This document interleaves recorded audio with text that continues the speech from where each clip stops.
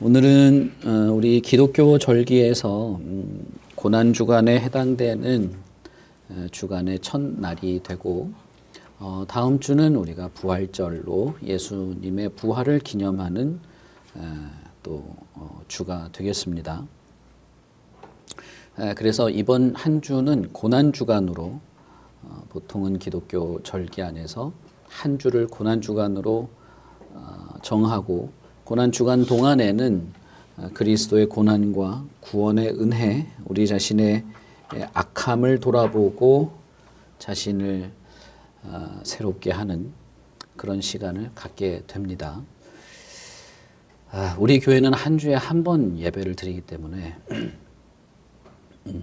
3일째 되는 날 예배를 또 드리지도 않고 하기 때문에 우리가 오늘 예배를 드리고 여러분들이 한 주 동안에 정말 말씀을 묵상하고 그리스도에 대한 마음을 집중하시고 그렇게 부활절 또 예배를 함께 드리시기를 바랍니다.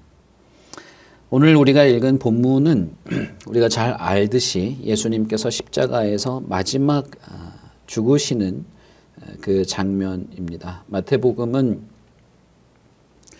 십자가상에서의 여러 내용들을 축약적으로 적어 놓았고 다른 복음서를 종합해 보면 예수님께서는 십자가 위에서 7번의 말씀을 하신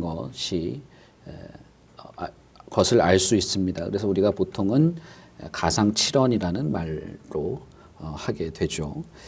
요한복음에는 예수님께서 마지막에 돌아가시기 직전에 내가 다 이루었다라고 말씀하시면서 돌아가시는 것으로 묘사가 되어 있습니다. 마태복음에서는 그런 장면은 이제 생략이 되어 있죠. 다만 마태복음에서는 예수님께서 하나님을 찾는 그 고통 속에서 하나님을 찾는 장면이 기록이 되어 있습니다. 그리고 그렇게 십자가에서 예수님께서 말씀하시고 돌아가시기 그 전까지의 과정은 오히려 예수님보다도 그 주변에 있던 사람들, 주변에 예수님의 죽음을 구경하러 모였던 사람들이 얼마나 예수님을 조롱하며 비참하게 만들고 있는가를 조금 더 이렇게 기록해 놓은 것이 마태복음이라고 볼 수가 있겠습니다. 고난주간이라고 할 때는 우리가 보통 예수님의 고통에 대해서 생각을 하게 되고 또 그런 부분에 우리가 집중을 하게 되기도 하죠. 물론 우리가 지금까지 우리도 그렇게 해왔고 또 그렇게 하는 것이 맞습니다만은 오늘은 제가 예수님의 고통이 우리에게 어떤 의미를 가져다 주는지를 조금 더 중점적으로 설명을 드리려고 합니다. 예수님께서 십자가에 달리신 곳은 골고다라고 하는 언덕이었습니다. 골고다라고 하는 이름은 해골 무더기라는 뜻입니다. 그러니까 이제 처형장인 것이죠. 처형장에서 사람을 처형하면 그냥 거기다가 버려두는 거죠. 그러면 죽어서 백골이 거기에 무더기로 되어 있는 그런 곳인 겁니다. 그러니 십자가를 지고 그 해골 무더기를 목표로 거기를 바라보며 가는 그 길은 그 과정 자체가 무척이나 비참한 것입니다. 여러분 혹시 예전에 킬링필드라는 영화를 보신 적이 있는지 모르시겠어요. 아마 기억하시는 분도 없으실 것 같아요. 제가 고등학교 때 영화니까 다들 젊으신 분이라서 킬링필드에 보시면 그 캄보디아의 그 공산혁명이 있을 때의 영화인데 거기 보면 사람이 정말 그 빌딩 높이로 해골이 쌓여 있는 그런 장면이 나옵니다. 캄보디아도 어마어마한 내전을 겪었던 나라죠. 마치 그런 것입니다. 마치 이 나지막한 언덕 밑에 그 골짜기에 해골이 무더기로 쌓여 있는 거기를 예수께서 비참하게 밤새 얻어맞은 몸을 이끌고 십자가를 지고 가고 있는 것이죠. 그리고 거기에 도달하였을 때에 예수님께서 극심한 고통과 어떤 그 경련, 몸을 제대로 가누지도 못할 상황 속에서 사람들이 이 마취 효과가 있는 포도주, 쓸개를 탄 포도주를 마시게 했습니다. 그렇게 하면 진통 효과가 있기 때문이죠. 그러나 예수님께서는 밤새 얻어맞았죠. 여러분, 로마 군인에 의해서 채찍을 밤새 얻어맞은 거 아닙니까? 여러분 혹시 채찍 맞는 장면 보신 적이 있는지 모르시겠어요?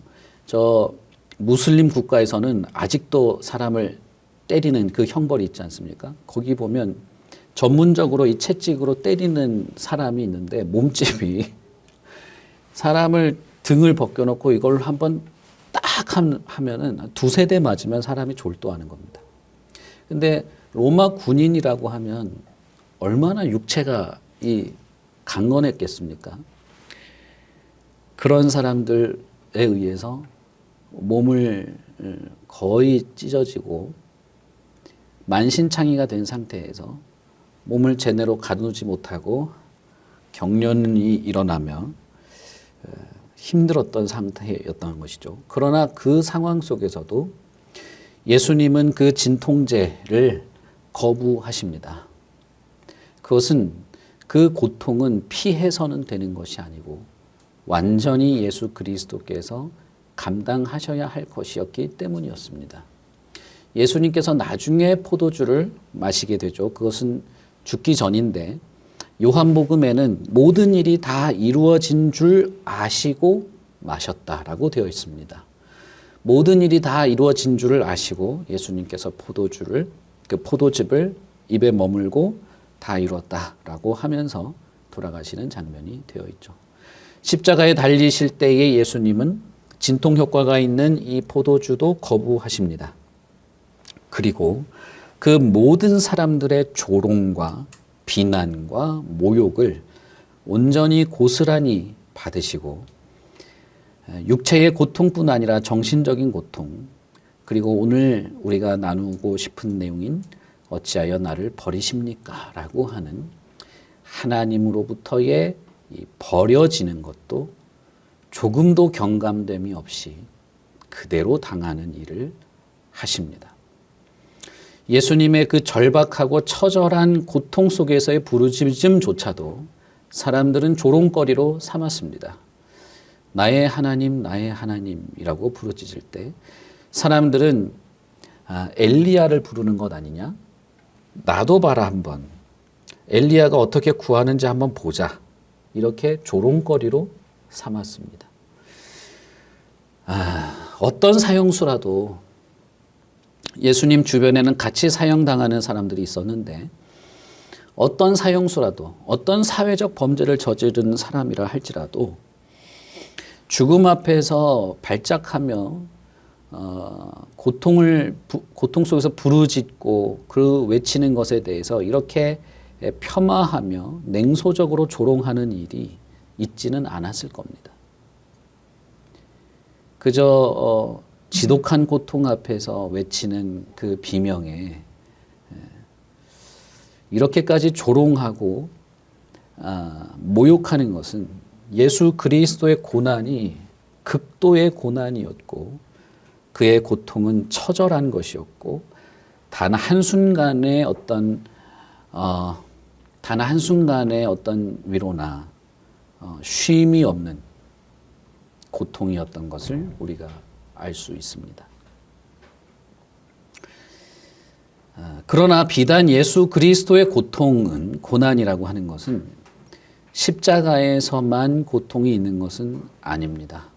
사실 예수님께서는 하나님의 아들이고 요한복음 1장 1절에서 우리가 살펴본 것처럼 그는 태초부터 계셨던 분이고 예수 그리스도께서는 원래부터 하나님과 함께 얼굴과 얼굴을 맞대며 마주보며 삼위 하나님으로서 서로 간에 지극한 사랑의 교류와 교통 속에 존재하시던 분입니다.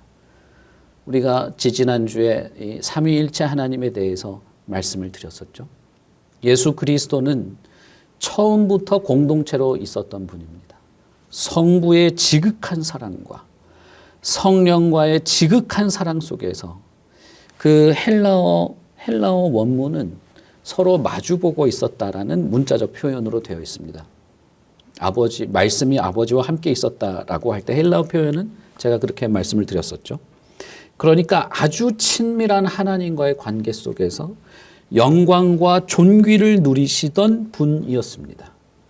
그런데 다른 누구도 아닌 이 하나님의 아들이신 예수 그리스도께서 기꺼이 인간이 되어서 이 땅에 오시죠.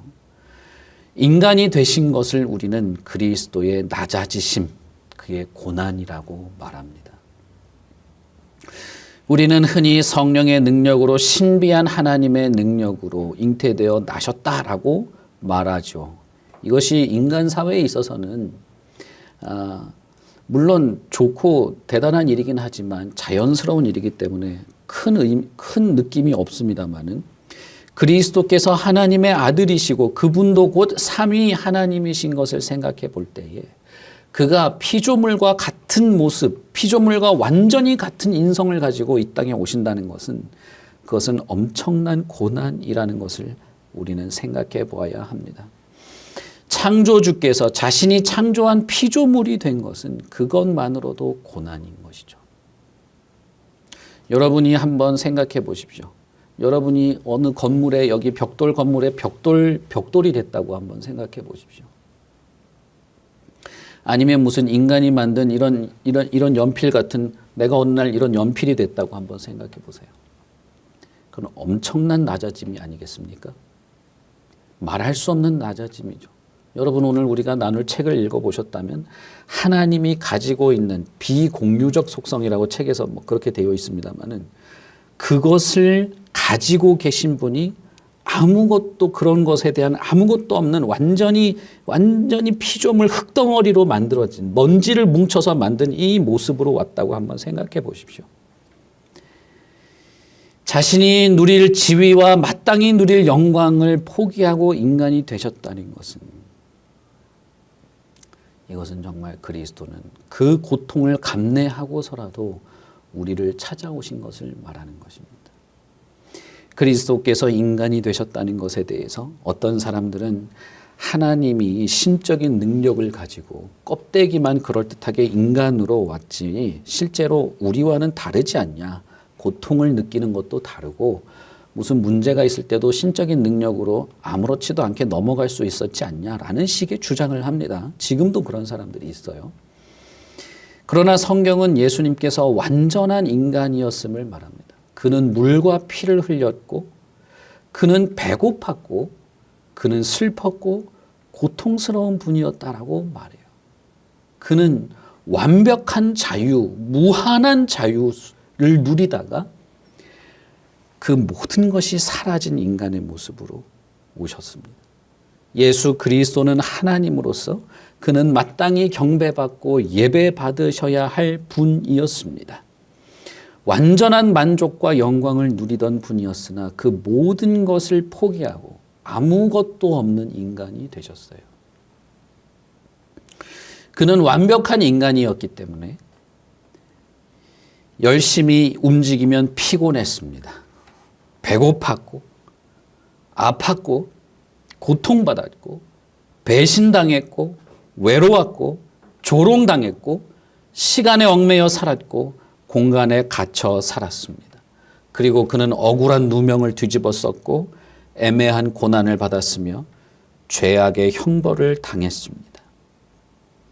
자, 여러분, 예수님의 출생에서부터 예수님의 십자가의 죽음에까지 사실상 예수님의 모든 시간과 모든 순간들은 어찌 보면 고통과 고난의 연속이었습니다. 온 우주를 채우시는 분이 공간에 갇혀 있었다고 생각해 보십시오. 우리는 이게 어떤 느낌인지 모릅니다. 우리의 자의식과 예수님의 자의식은 하늘과 땅 차이 완전히 차원이 다른 것입니다. 우리는 태어나면서부터 시간의 흐름에 살지만 과거와 현재와 미래가 하나 같은 예수님의 입장에서는 이것은 완전히 다른 것입니다. 인간이 된다는 것은 그 모든 것이 끝장나는 것을 말하는 것이에요.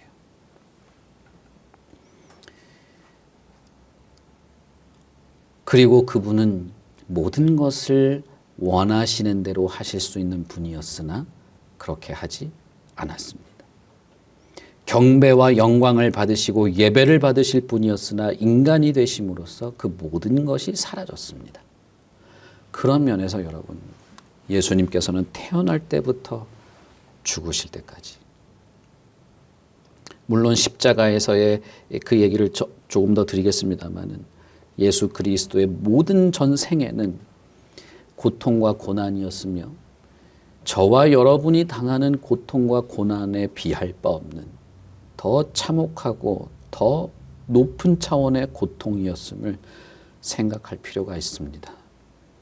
제가 몇 주 전에 고난에 대해서 말씀하실 때 인생의 덧없음을 말씀을 드렸습니다. 우리가 살아가는 이 인생은 악으로 가득 찬 인생이라고 말할 정도로 고난이 끊임없이 찾아오는 인생이라고 말씀을 드렸었죠. 그러나 그런 것과는 비교할 수 없습니다.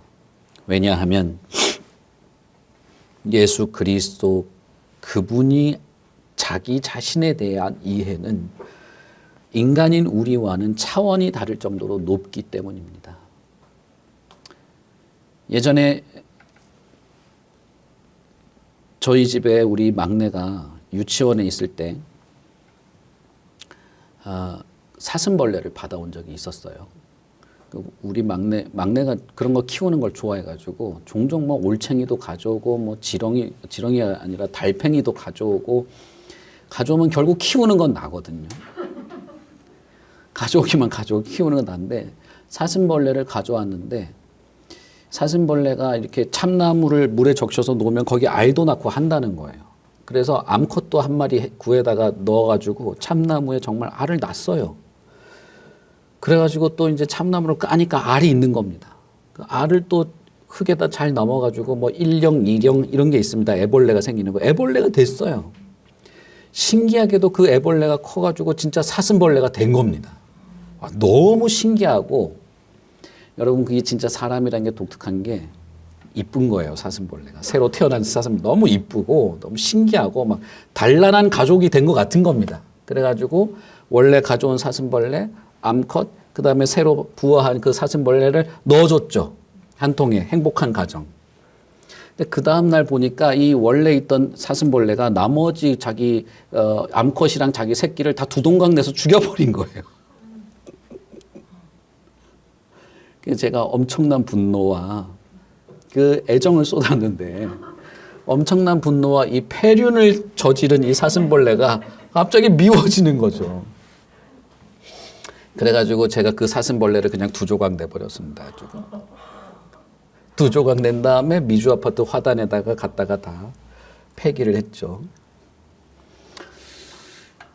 근데 여러분 나중에 알고 보니까 그 사슴벌레가 원래 그렇다는 거예요. 곤충들이 원래 그렇다는 거예요. 그래서 그렇게 되면 보통은 알 낳고 나면 분리를 시키고 새로 부화한 것도 분리시키고 그래야 정상이라는 거죠. 그러고 보면 진짜 폐류는 누가 저지른 겁니까? 제가 말씀드리고 싶은 것은 사슴벌레가 느끼는 자의식이라 곤충이 느끼는 자의식이라고 하는 것은 인간과는 비교할 수가 없는 겁니다. 완전히 수준이 낮은 것이죠. 그러니 자기 몸에서 낳은 알로 부화한 자식도 죽여도 그렇게 고통스럽지 않은 것이죠. 심지어는 제가 그 사슴벌레를 두 조각으로 끊었어도 제가 느끼는 고통보다는 덜했을 겁니다. 그건 분명합니다. 우리의 고통, 우리의 인생, 우리의 삶에서 당하는 억울함이나 이 배신이라고 하는 것도 우리가 우리의 인생을 이해하고 관조하는 자의식에 비교해 보자면 예수 그리스도가 느끼는 고통은 우리보다 훨씬 초월한 고통인 것을 아셔야 합니다. 심지어는 인간의 모습으로 이 땅에 오신 것조차도 저와 여러분이 느끼는 인간의 삶의 영역보다 훨씬 더 큰 고통인 것을 아셔야 됩니다. 우리는 가끔 예수님이 당한 고통보다 내가 당한 고통이 더 큰 것처럼 생각하는 경우도 있죠. 그런 일은 결코 일어나지 않습니다. 이 미물에 불과한 사슴벌레와 나와의 관계의 격차보다도 창조주이신 하나님과 피조물인 우리의 격차는 더 엄청난 것입니다. 예수 그리스도는 그렇게 고난을 당하시며 오셨고 고난 속에 사셨고 고난 속에서 돌아가셨습니다. 그런데 기독교에서 말하는 이 예수 그리스도가 고난 당하신다는 것에 대해서 우리는 한 가지 질문을 해야 합니다.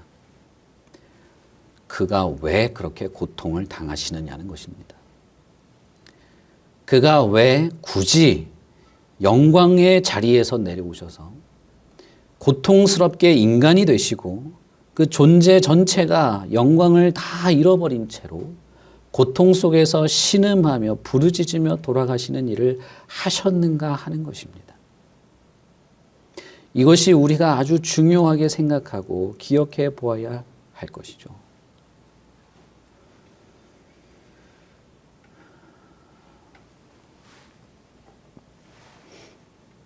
어떤 사람들은 이렇게 반문할지도 모릅니다.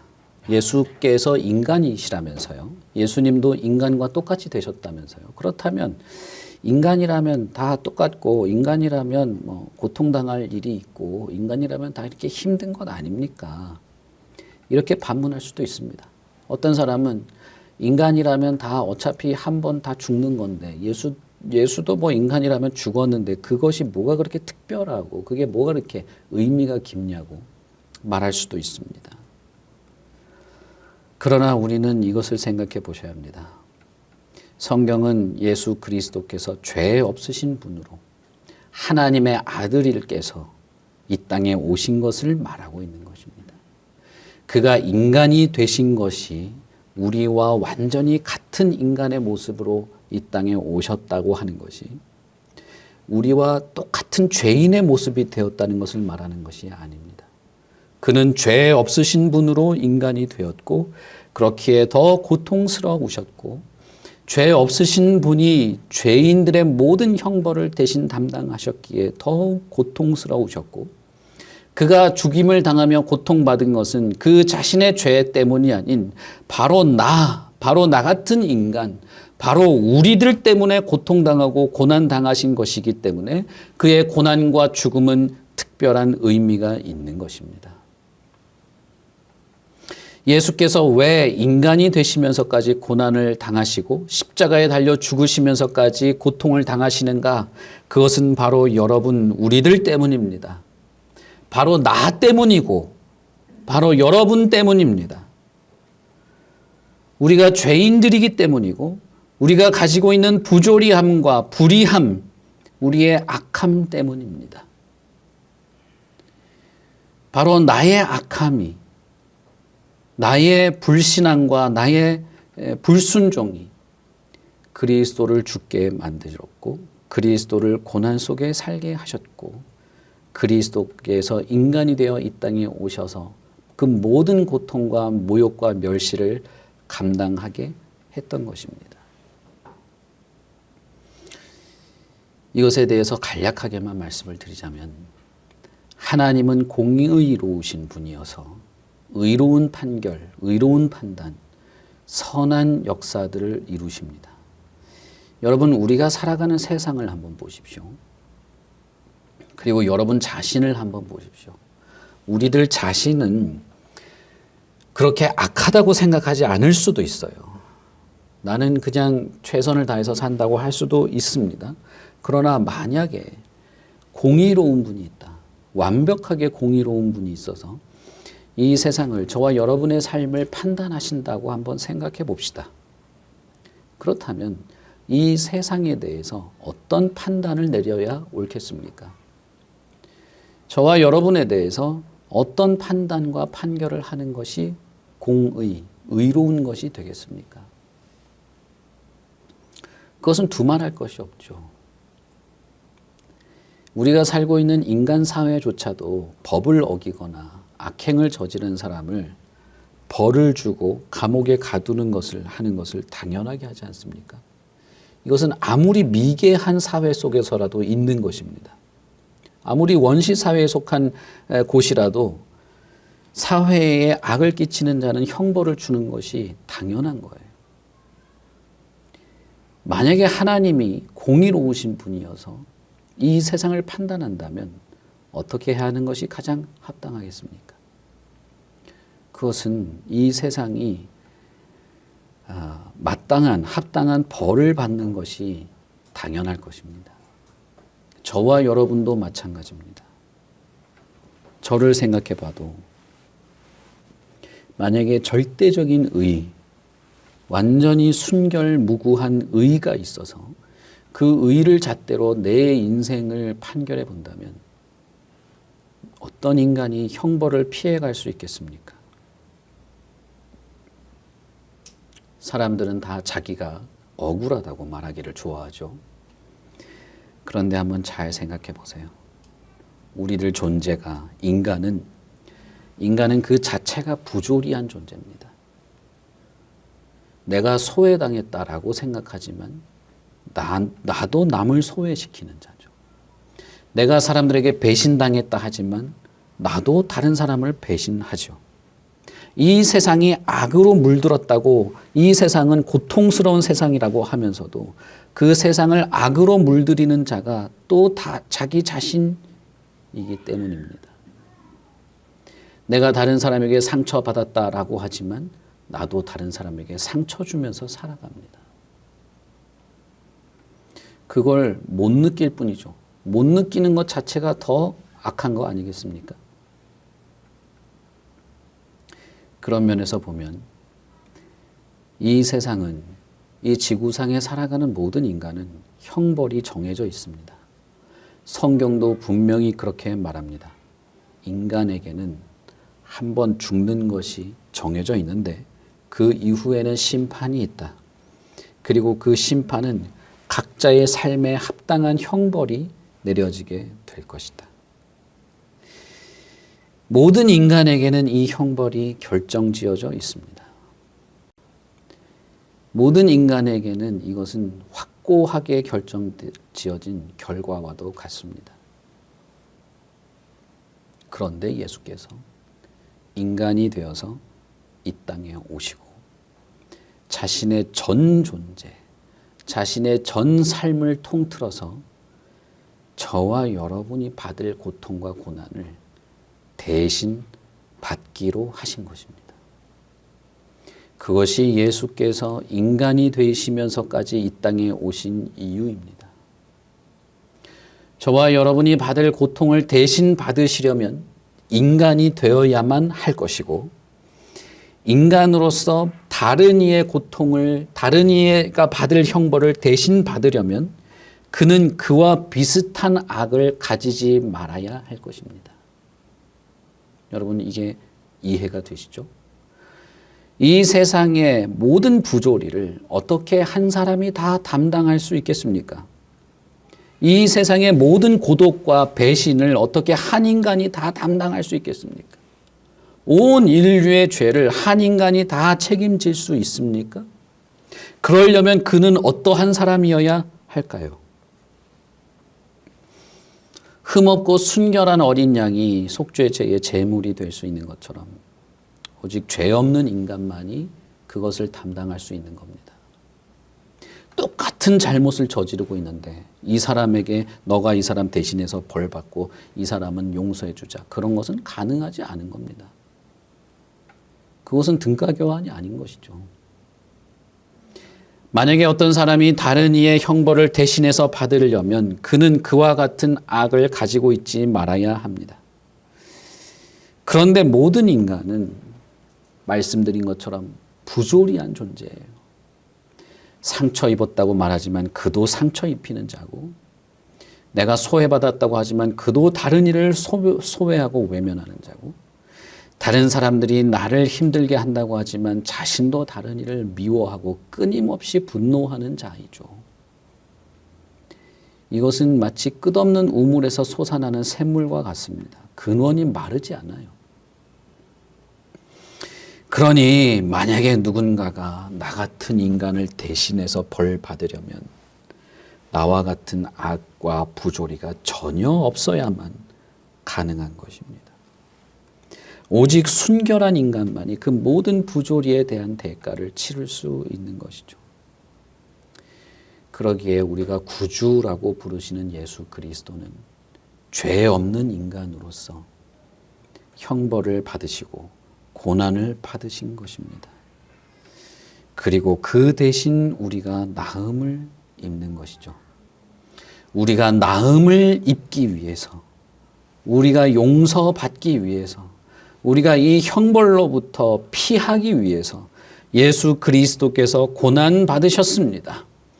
그가 받으신 고난은 결국 저와 여러분에게는 나음으로 다가오는 것이고, 그가 당한 지독한 고난과 상상도 할 수 없는, 우리로서는 닿을 수도 없는 그 비참함은 저와 여러분에게는 위로와 소망과 용서의 의미로 다가오는 것입니다. 그가 맞음으로 우리가 나음을 입었기 때문에 만약에 예수께서 나를 대신하여 맞지 않았다면, 예수님께서 나를 대신하여 고통 속에 몸부림치지 않으셨다면 우리는 여전히 죄의 참담함 속에서 몸부림치며 살아야 했을 것입니다. 그러나 예수 그리스도를 믿는 신자들은 그렇지 않은 것입니다. 그리스도를 믿는 신자들은 그분의 고난의 의미, 그가 고난받으심으로써 나에게 가능하게 된 죄의 용서의 은혜 속에서 위로와 평화와 소망을 품고 살아가게 되는 것입니다. 그러므로 여러분, 그리스도의 고난은 결국 나에게는 소망이요, 그리스도의 그 비참함과 조롱과 모욕과 멸시는 나에게는 평화와 용서와 소망의 의미로 다가오는 것이죠. 바로 그렇기 때문에 예수 그리스도께서는 자신의 죽음을 승리라고 말한 것입니다. 만약에 자신만 생각하는 분이었다면 그의 비참한 인생과 죽음은 망하는 것이었겠죠. 그것은 비난이고 비극이었겠죠.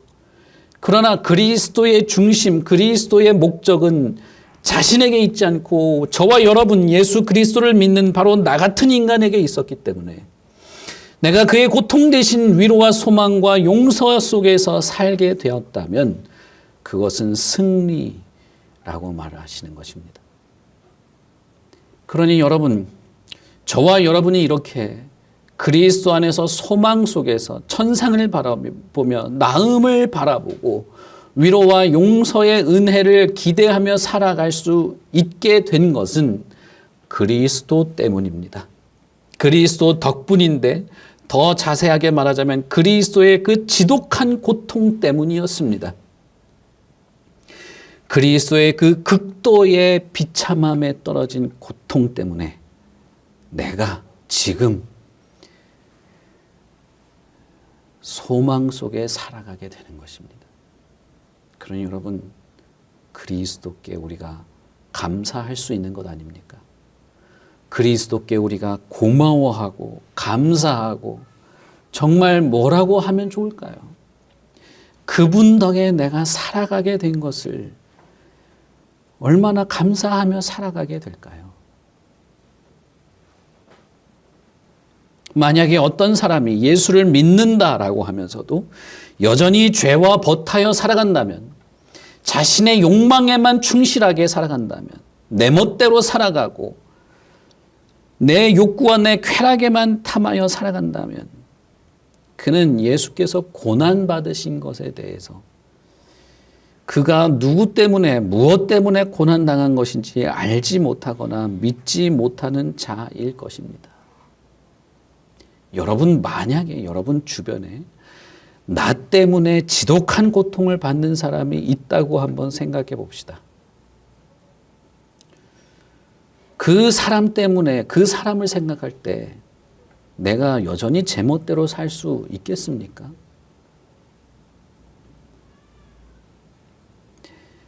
그럴 수 없는 것이죠. 저와 여러분이 지금 살아있는 것은 그리스도께서 어마어마한 고통을 받으셨기 때문이에요. 그런데 나는 원래 내 성질이 이래. 난 내 성격이 원래 이래. 나는 말을 그냥 이렇게밖에 할 수 없어. 나는 이건 절대 참을 수 없어. 내가 이렇게 힘들게 살아야 돼. 남들은 다 저렇게 사는데. 만약에 그렇다면 그는 자신을 위해서 그리스도가 어떤 고통 속에 살았는지를 무시하는 사람일 겁니다. 예수님을 위해서 살자. 예수님의 말씀을 지키면서 살자라고 말할 때 그거는 목사님이니까 그렇게 말하는 거죠. 내가 볼 땐 목사님도 그렇게 똑바로 사는 것 같지 않은데 왜 자꾸 우리한테만 그렇게 살라고 하십니까? 우리가 직장 생활하고 이렇게 사는 게 얼마나 힘든지 아십니까? 내가 그래도 이 정도로 하는 것도 대단한 건데 그런 거는 맨날 무시하고 더 똑바로 살아라고 말하는 게 이게 됩니까? 그러는 분들이 정말 많거든요. 심지어는 나는 목사님이 말하는 것처럼은 절대 못 삽니다. 나는 그렇게는 예수 못 믿습니다. 이런 분들도 있어요. 그런데 여러분, 제가 여러분의 인생의 기준이 아니에요. 왜 이상한 거에서 핑계를 대십니까? 예수 그리스도께서 어떤 고난을 당하셨는지라도 생각해 보세요. 그가 고난을 받으심으로 나는 나음을 입었습니다.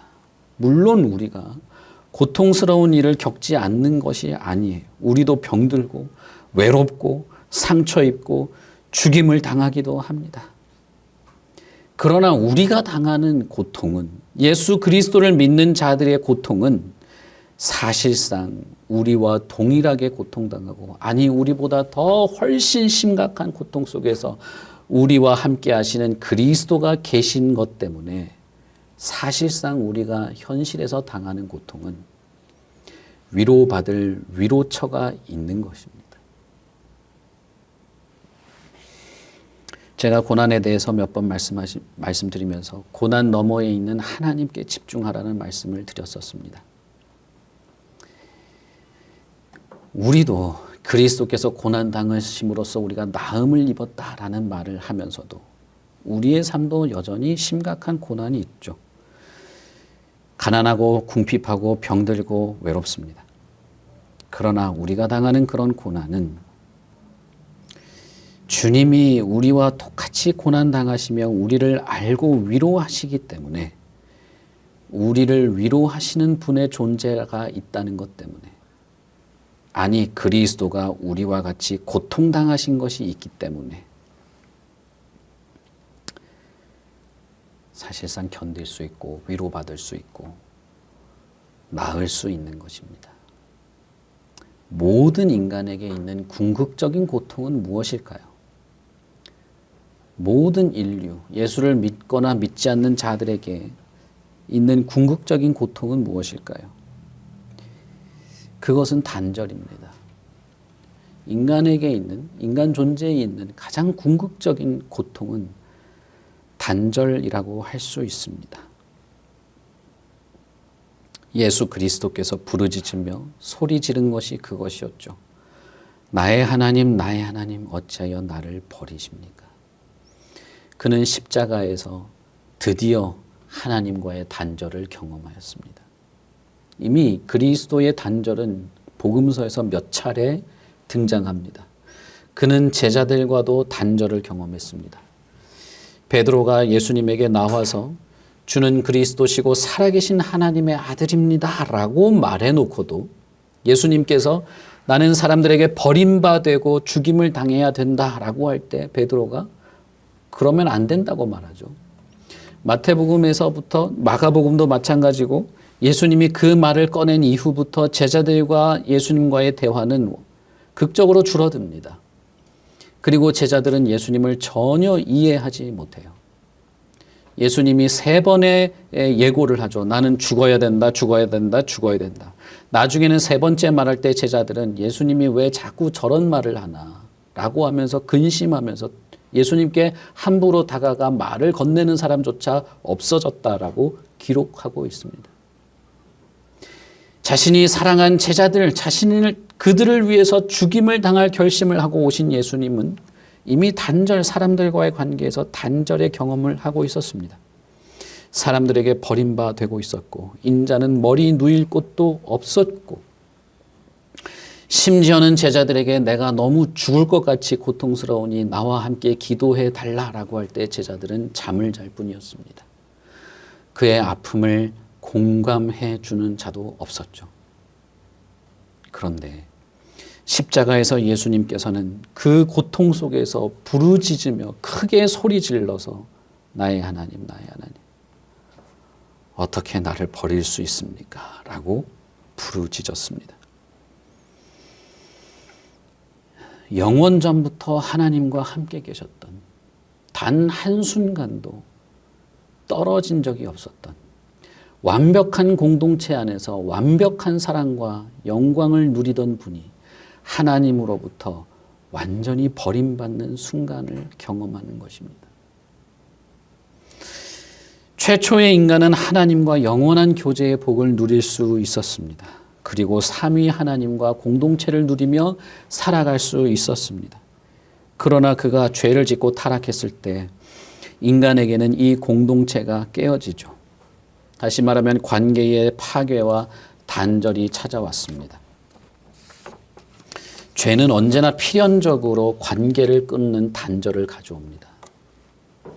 그는 부부와의 관계가 파괴되었고 하나님과의 관계가 파괴되었고 쫓겨났고 단절되었죠. 창세기에서부터 그 가인의 후예들의 묘사들을 보면 거의 다 인간관계가 단절되고 있는 것을 알 수 있습니다. 그런 면에서 모든 인류에게 있는 궁극적인 고통은 단절이라고 할 수 있습니다. 만약에 어떤 사람이 건강하고 돈이 많고 재능이 있고 편안하고 사람들에게 존경받는 사람이 있다고 해봅시다. 그런데 그 사람에게 인격적 관계가 없이 완전히 단절되어 있다면 그가 정말 행복하고 평안하다고 할 수 있겠습니까? 때때로 우리는 지독한 고통 속에서도 함께 의지하고 소통할 수 있는 인격적 관계를 가지고 있는 사람이 한 명이라도 있다면 서로 의지하면서 견뎌낼 수 있습니다. 너도 그랬니? 나도 그래. 어떤 사람이 자신의 고통을 나눌 때 사실은 나도 그런 적이 있었어 라고 공감한다면 극복할 수 있는 것이 인간이죠. 인간은 그런 존재입니다. 그런데 주님을 한번 보십시오. 십자가에 달리기 전부터 지독한 모멸감을 겪으며 수치 속에서 십자가에 달렸는데 그때의 그 순간에 지독한 고통이 극을 치달을 때 하나님께서조차도 그를 버리셨습니다. 완전히 죄인 취급을 해버리고 하나님의 진노만이 폭포처럼 쏟아졌습니다. 하나님께 어떻게 나를 버릴 수 있습니까? 나의 하나님, 나의 하나님.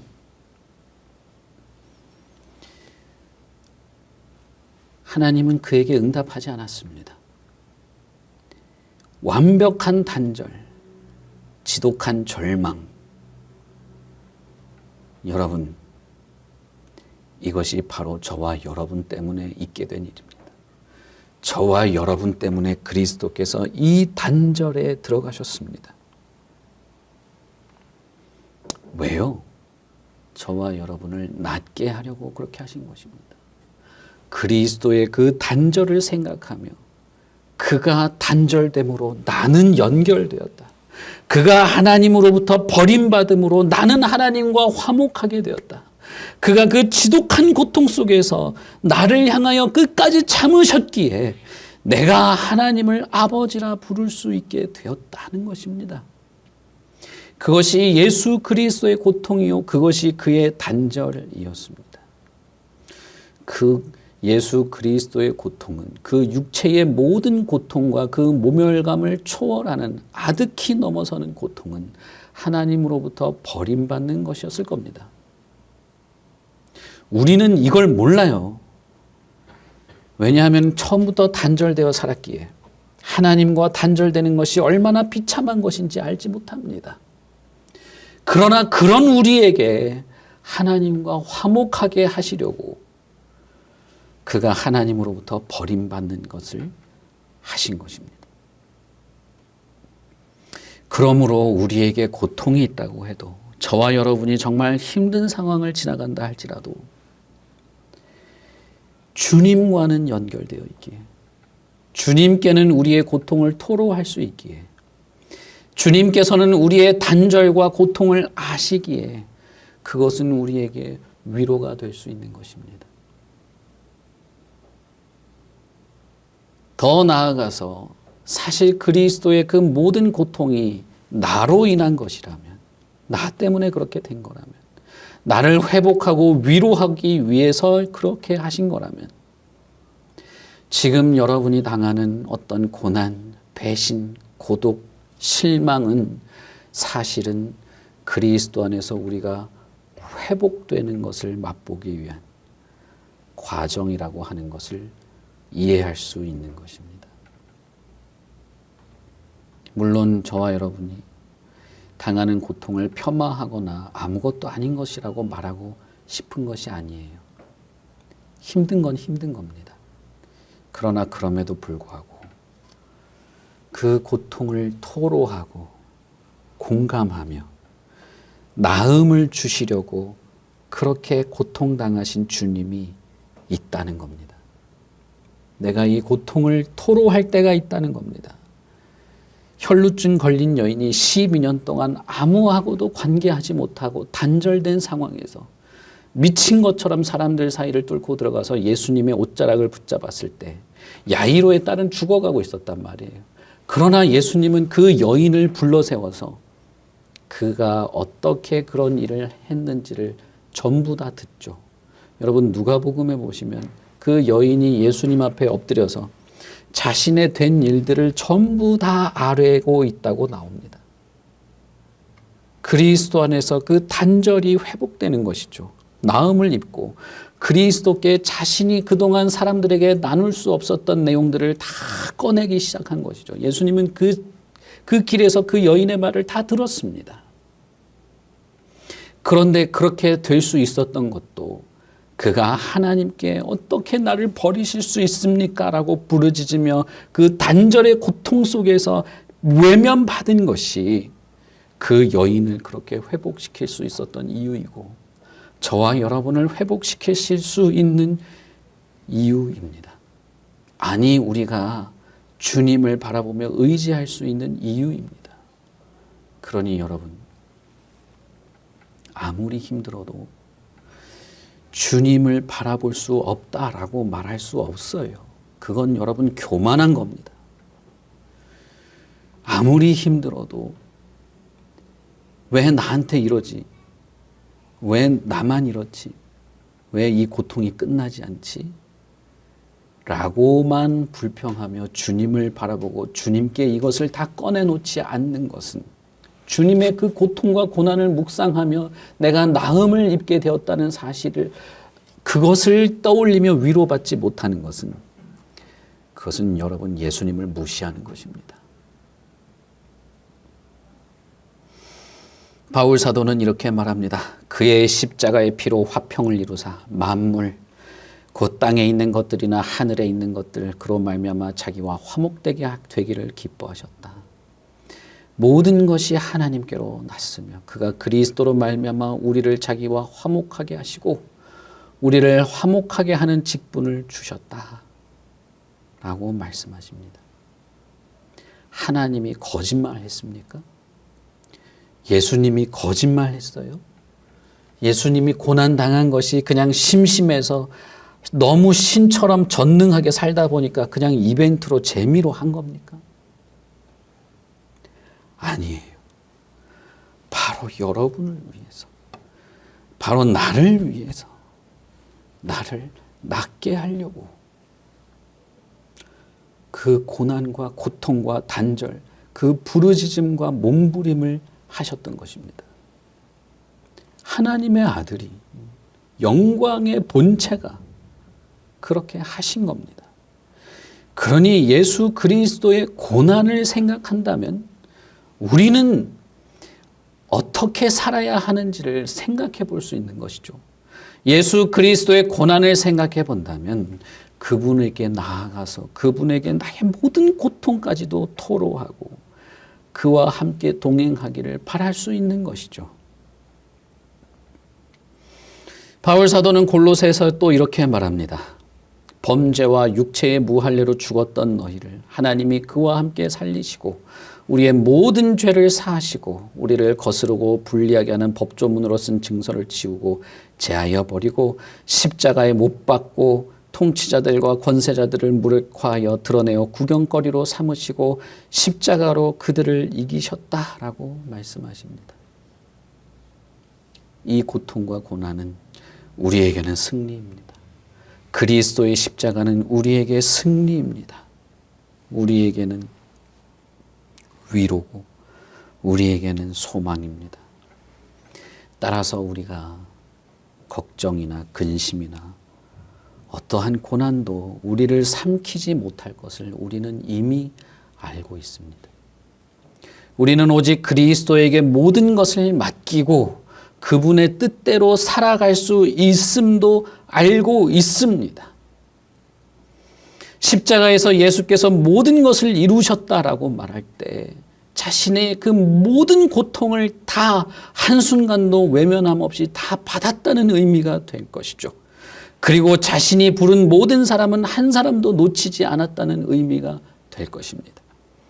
결국 우리는 일시적이고 한시적인 이 세상을 그리스도라고 하는 눈에는 보이지 않지만 분명히 살아계시고 눈에는 보이지 않지만 나를 대신하여 벌받고 형벌받고 죽임당하신 그리스도를 바라보며 살아가는 것입니다. 우리의 인격에 호소하시는, 우리의 마음에 찾아오시고 문을 두드리고 내게 마음을 열어달라고 하시는 분을 전적으로 신뢰하며 살아가는 것입니다. 인간이 되어서 고통당하신 분, 인간이 되어서 비참하게 죽음을 당하기 위하여 이 땅에 오신 분은 오직 그리스도밖에는 없습니다. 주님께서는 이렇게 말씀하십니다. 수고하고 무거운 짐 진 자들아, 너희들은 왜 배부르게 못할 것을 위해서 그렇게 노력하고 있느냐? 다시 목마르게 될 것을 위해서 왜 그렇게 은을 달아주고 그렇게 하느냐? 다 내게로 오라. 내가 너희를 쉬게 하리라. 그렇게 말씀하십니다. 예수를 믿는다는 것은 바로 죄인인 나, 멸망받아야 마땅할 나를 대신하여 고통받으신 예수 그리스도가 있다는 것을 믿는 것입니다. 나 대신하여 고통받으신 분이 지금 여기에 내 옆에 살아서 있습니다. 그분이 내 마음 문을 두드리며 나와 함께 있습니다. 그러니 고통받으신 예수 그리스도를 우리는 잊어서는 안 돼요. 그분의 고통의 순간을 무시해서도 안 됩니다. 그리고 그가 당하신 고난이 나에게 어떤 의미인지도 잊어서는 안 돼요. 세상의 논리와 세상의 가치관과 이 땅에서 내가 당하는 소외감에 빠져서 주님을 무시한 채 살아가는 것은 예수를 믿는 모습이 아닌 겁니다. 다시 말씀을 드리겠습니다. 예수를 믿는다는 것은 나 대신 고통당하신 주님,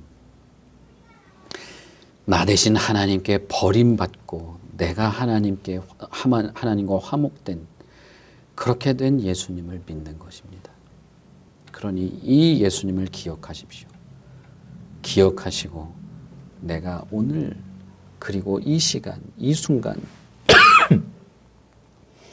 주님의 그 고난을 생각하며 어디에서 위로 얻고 어디에서 소망을 보며 누구에게 나의 마음을 털어놓고 어떻게 살아가야 할지를 생각해 보시기를 바랍니다. 예수님께서는 내게로 오라고 말씀하십니다. 왜 다시 목마르게 될 것, 왜 배부르게 하지 못할 것을 위하여 은을 달아주고 그것을 위하여 일하고 있냐? 내게로 오라. 내가 주는 멍에는 쉽고 가볍다.